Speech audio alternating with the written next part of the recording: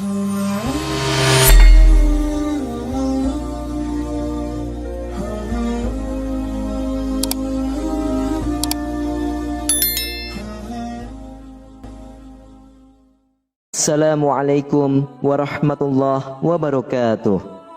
Innal hamdalillah nahmaduhu wa nusalli wa nusallimu ala rasulihil karim.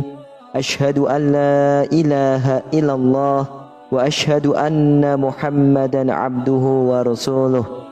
Allahumma salli ala sayyidina Muhammad wa ala ali sayyidina Muhammad. Amma ba'd. Alhamdulillah sahabat beriman, jika video ini muncul di berandamu, ini adalah petunjuk dari Allah kepadamu. Setidaknya sempatkanlah menulis sholawat kepada Nabi Muhammad SAW di kolom komentar. Insya Allah bisa menjadi bukti kecintaan kita untuk mendapatkan syafaat kelak di akhirat. Amin, Allahumma amin. Sahabat beriman yang dirahmati oleh Allah Subhanahu wa Ta'ala, mengerjakan sholat 5 waktu adalah kewajiban yang tidak boleh ditinggalkan oleh umat muslim. Sholat juga merupakan tiang agama dan menjadi amal yang pertama kali akan dihisab di hari kiamat kelak.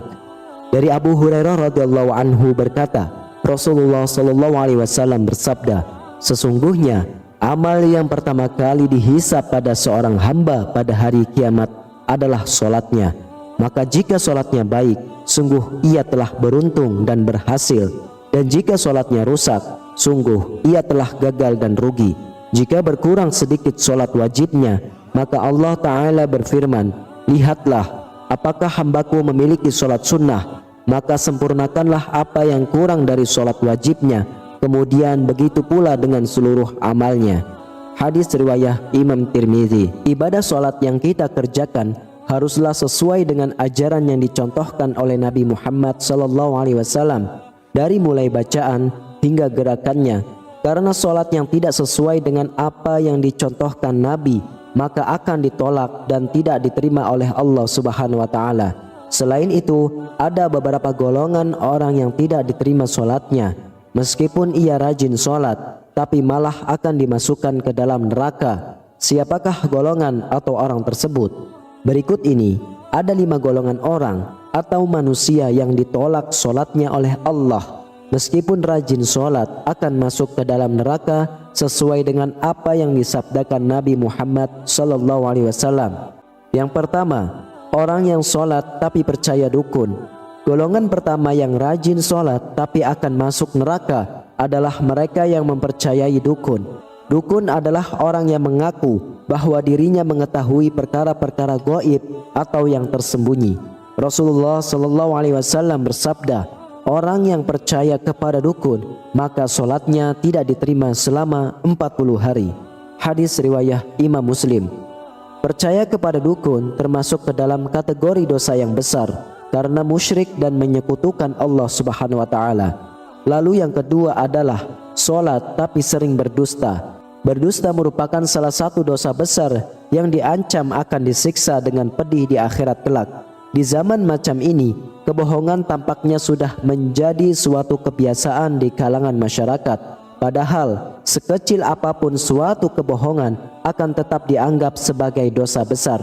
Meskipun ada seorang yang rajin sholat dan beribadah, namun jika lisannya suka berbohong, maka sholat dan ibadahnya akan sia-sia semata. Karena kebohongannya itu akan menghapus amal-amalnya, dan jika ia mati dalam keadaan tidak bertaubat kepada Allah, maka ia akan masuk ke dalam neraka.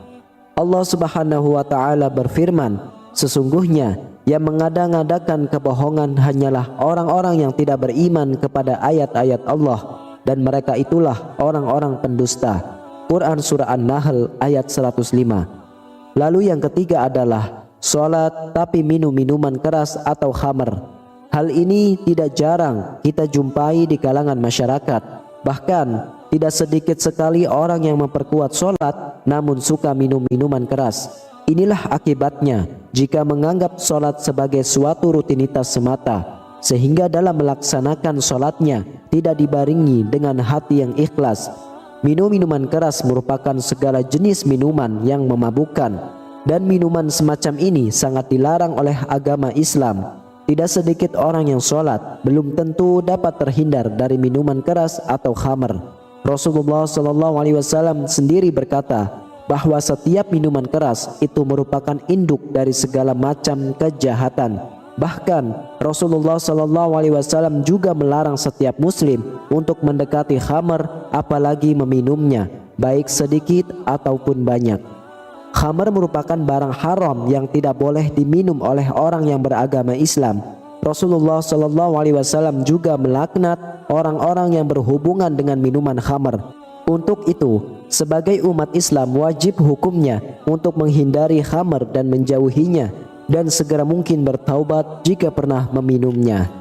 Rasulullah SAW bersabda, barang siapa meminum khamr, tentu Allah memberi minuman kepadanya dari air panas neraka jahanam.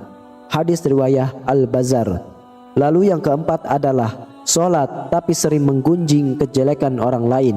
Allah Subhanahu wa Ta'ala berfirman, apakah yang memasukkan Anda ke dalam syaqar atau neraka? Mereka menjawab, kami dahulu tidak termasuk orang-orang yang mengerjakan sholat, dan kami tidak pula memberi makan orang miskin, dan kami membicarakan yang batil bersama orang-orang yang membicarakannya, dan kami mendustakan hari pembalasan hingga datang kepada kami kematian. Maka tidak ada lagi bagi mereka sepakat dari orang-orang yang membagikan syafaat Quran. Quran Surah Al-Mudaththir ayat 42-48. Dalam ayat tersebut, salah satu penyebab orang masuk neraka merupakan karena suka membicarakan keburukan orang lain. Orang yang mendirikan sholat namun suka membicarakan kejelekan orang lain, maka ia akan ditempatkan di dalam neraka syaqar. Allah Subhanahu wa Ta'ala berfirman, hai orang-orang yang beriman, jauhilah kebanyakan berburuk sangka. Berburuk sangka itu dosa, dan janganlah mencari-cari keburukan orang lain, dan janganlah menggunjing satu sama lain.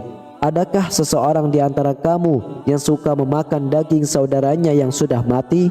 Maka tentulah kamu akan merasa jijik kepadanya, dan bertakwalah kepada Allah. Sesungguhnya Allah Maha Penerima Taubat lagi Maha Penyayang.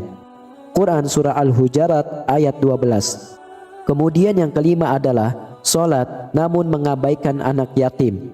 Orang-orang yang sholat namun mengabaikan anak yatim merupakan termasuk dalam golongan orang-orang yang mendustakan agama. Hal ini sudah jelas diterangkan dalam Quran, yaitu surah Al-Ma'un. Maka orang-orang sholat namun tidak mau menolong orang miskin, mengabaikan anak yatim, dan enggan menolong dengan sesama. Hal tersebut merupakan termasuk dalam golongan orang-orang yang celaka, sehingga sesekalipun ia ahli ibadah, maka ia juga dapat masuk ke dalam neraka karena ia menyia-nyiakan anak yatim. Sahabat beriman yang dirahmati oleh Allah, sesungguhnya Allah Subhanahu wa Ta'ala Maha Penerima Taubat. Sebesar apapun dosa kita, jika kita bertaubat dengan sungguh-sungguh, insya Allah amal ibadah sholat kita akan diterima oleh Allah. Akan tetapi, jika kita melakukan hal-hal yang telah dilarang oleh agama namun enggan untuk bertaubat, maka ibadah sholatnya akan sia-sia. Wallahu a'lam. Semoga kita semua dijauhkan dari perbuatan-perbuatan yang dilarang oleh agama. Amin ya rabbal alamin. Demikian hanya ini yang bisa saya sampaikan. Semoga bermanfaat untuk kita semua. Wassalamualaikum warahmatullahi wabarakatuh.